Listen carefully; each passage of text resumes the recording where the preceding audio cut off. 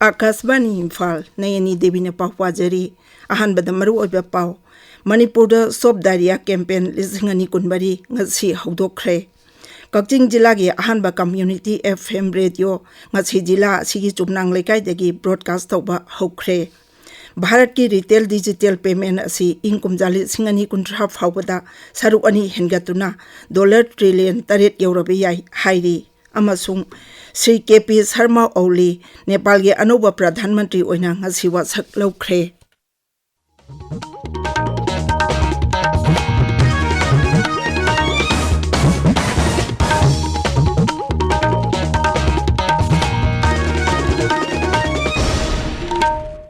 Manipur da Stop Diarrhea Campaign Lisingani Kunmari ngasi haudokre Imphal West ki lambhel pata laiba IMA holda pangthokpa thoram amada Raijagi Hakselaba Sungyai Fayumbal Mantri Dr. Sapam Ranjan Singna campaign adu haudokhi State Health Society National Health Mission Manipur amasung Health Services Directorate na punna sinba haudokpagi thoram aduda khutsa hamdokpagi amasung ORS him sabagi demonstration su utkhi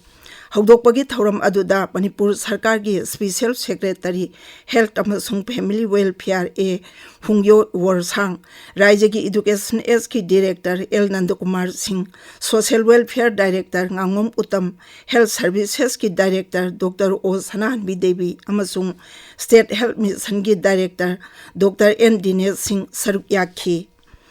Jiribam Jilagi Mongbong Village da ngarang ayuk thokibano maikam na bagi thaudok adugi tungda security force na pak sana thi humbagi thabak jathabada kusu kulai ke amarum phagat khre Jiribam District Police kuntrama panchuba Assam Rifles amasung CRPF ki marifutare chuba battalion ki apunba kangbu aduna ngarang numit ung ba matungdagi Mongbong Village area da pak sana thi humbagi thabak jathaki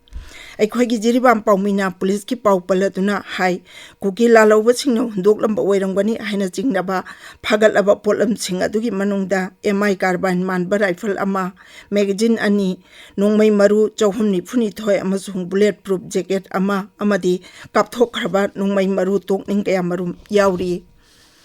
Kakching Jilagi Ahanba Community FM Radio Ngasi Kha Manipur Development Organization Ashram Road Chumnang Lekai Kakching da Hudokre Kendragi Information amasung Broadcasting Mantralaya gi makhada Chingching Radio haina Ming Thonba Community FM Radio si Manipur Remote Sensing Application Center gi thabaktagi potharaba Director Dr. Nahakpam Randhir Singh na hudokhi Kha Manipur Development Organization Talaiba Community FM Radio si Marifuma Pandasmik Taruk Megahertz da taba phangani Masi numit khudingi ayuk pung taretagi nungthil pung ama phawa thauram sandokani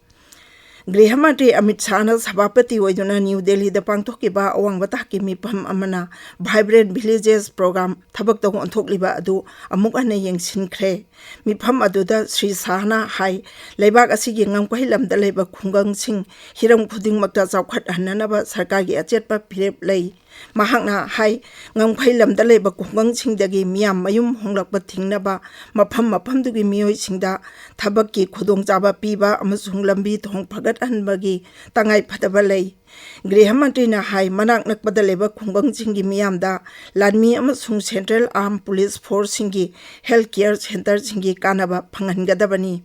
Vibrant Villages program asi Arunachal Pradesh Himachal Pradesh Sikkim Uttarakhand amasung Ladakh Jila Tarawapan gi block nifutaruki manung janba khangal aba khungang sing mapung phana chakhwat hanaba kendra na paikatba akhanaba thorangni Meghalaya da is Khasi Hills Jilagi Anti-Narcotics Task Force na Shillongi Laitum Khara Police Station gi manung jamba Fire Brigade area dagi mioi mari drug ka konana phare heroin adu sapon kep kuntra marida haplaga purambani mobile phone manga amasung atopo polong khara sum khoidagi phangki Police ki pauna hai makoi ki mathakta NDPS ki makhada case ama register tawduna makhata na thijilli Mizoram की मुख्यमंत्री लालदू हमाना मुंबई दा Godrej group की president Rakesh स्वामी का उन्नदुना राज्य अदुदा गोदरेज एग्रोवेट की थबक थौरम सिंह पाक्थोक चाउथोक हनबा खनखरे सरकार की पावना हाई श्री लालदू हमा अमसुंग श्री स्वामीना मिजोराम की कोलासिब जिला की मनुंग चनबा बुक भने खुंगंग की पाम ऑयल मिल चाउथोक हनबा अमसुंग राज्य अदुदा गोदरेज समाधान सेंटर लिंखनबगी मतंग दा कुपना कनखी मिजोरामदा पेसन फ्रूट ngaगी मचिंजाक सेम साबा हार पोल्ट्री फ्रोजन फूड अमदी सापोन अमसुंग ग्लिसरीन साबा यूनिट सिंग लिंखटपा यागनी हाइबगी थाजब फोंदोखी गोदरेज ग्रुप की थबक थौरम सिंग पाक्थोक चाउथोक अनबगी मतंगदा यंगसिनबा अखंग अहि कया मथंग थादा मिजोरामदा थरक लगनी हाइना श्री स्वामीना मुख्यमंत्री दा खंगनखी सुप्रीम कोर्ट जस्टिस तासीराफ सानबो हाई कोर्ट ऑफ मेघालय की चीफ जस्टिस होना हापनब रिकमेंड तौखरे जस्टिस तासीराफ सान हाई कोर्ट की चीफ जस्टिस होइबा लदाख लमदम की अहानबा मिसक ओइरगनी हौजिक लैरबा हाई कोर्ट ऑफ मेघालय की चीफ जस्टिस मथंग थागी 13 थबक्तगी पोथारगनी ताबिरिबा पाव सी आकाशवाणी इम्फालदगिनी भारत की रिटेल डिजिटल पेमेंट असी इंकुम जाली सिंह अन्नी कुंट्रा फावदा सरुक अन्नी हेनगतुना $1 ट्रिलियन तरेट यौरबा याई हाइना करनी अमसुंग एमाजोन पे की सदी अमदा हाइरी सेनबा चाही लिसिंग अन्नी 13 दा भारत की डिजिटल पेमेंट की रिटेल ट्रांजेक्शन असी $1 बिलियन चहुम ओइरंबदगी सेनबा चाही लिसिंग अन्नी कुलहुमदोय कुनमरी दा $1 ट्रिलियन अहुम दशमिक तरु हेंगलखी हाइना हाउ अर्बन इंडिया पेज हाइना मिंग थोनबा स्टडी अदुना हाइरी भारत UPI ट्रांजेक्शन असी इंकुम जाली सिंगनी 13 की अप्रैल 13 हौदोखिबनी सेनबा चाही लिसिंग अन्नी 19 दगी लिसिंग अन्नी कुनमरी फावदा डिजिटल ट्रांजेक्शन लेवल असी 159 हेंगलखी रिपोर्ट अदुना हाई भारत की ई कॉमर्स मार्केट की सेनफम असी इंगुम जाली सिंगनी कुनीथोइदा $1 बिलियन 65 दगी $1 बिलियन 40 हेंगलखी मसी इंगुम जाली सिंग अन्नी कुंट्रा फावददी 112 हेंगलकनी हाइना पारी चलिब जुलाई था सिगी अहानबा थाखाइदा मपालंगबी इन्वेस्टर सिंगना भारत की कैपिटल मार्केटा लुपा कोटी लिसिंग कुनमरी रोम थादरखी डिपोजिटोरीज डेटा की मतुंग इना FPI हाइरगा सुखंगनबा फॉरेन पोर्टफोलियो इन्वेस्टर सिंगना इक्विटी दा लुपा कोटी लिसिंग 15,952 अमसुंग डेट मार्केटा लुपा कोटी लिसिंग 9,934 थादरक्तुना जुलाई 12 फावदा भारत की कैपिटल मार्केटा पुनः लुपा कोटी लिसिंग 9,973 थादरखी नेशनल टेस्टिंग एजेंसी ने मे थादा पांगथोखिबा common university entrance test CUET UG परीक्षा खुदोंजादब मायोनखरबा महिरोइसिंगी परीक्षा अमा नौना पांगथोकलगनी हाइना लाउथोखरे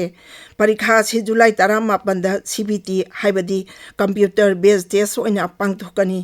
ममांगी परीक्षा खुदोंजादब मायोनखरबा महिरोइ पुनमक्ता मखोइगी सब्जेक्ट कोड का लोइनाना ईमेल की खुथांगदा पाउ पीखरे अथुबा मतमदा एडमिट कार्ड पीरगनी NTA हाई फाइनल आंसर की सिंग अदु सब्जेक्ट एक्सपर्ट सिंग पीरकबा फीडबैक मतुंग इन सेम साबनी मदु अथुबा मतमदा ऑफिशियल वेबसाइट थागलगनी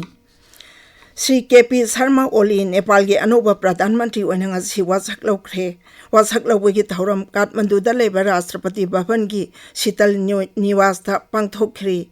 श्री ओली का लोइना महाकी मंत्रिमंडल की मियोय खर सुवासक लौखी श्री ओली अहुमलक सुबो ओइना अनोबा चुंगचिनबा सरकार की प्रधानमंत्री ओइना ngarang हापखिबनी चही 64 सुरबा श्री ओली नाय इराय नुमिता हाउस ऑफ रिप्रेजेंटेटिव ता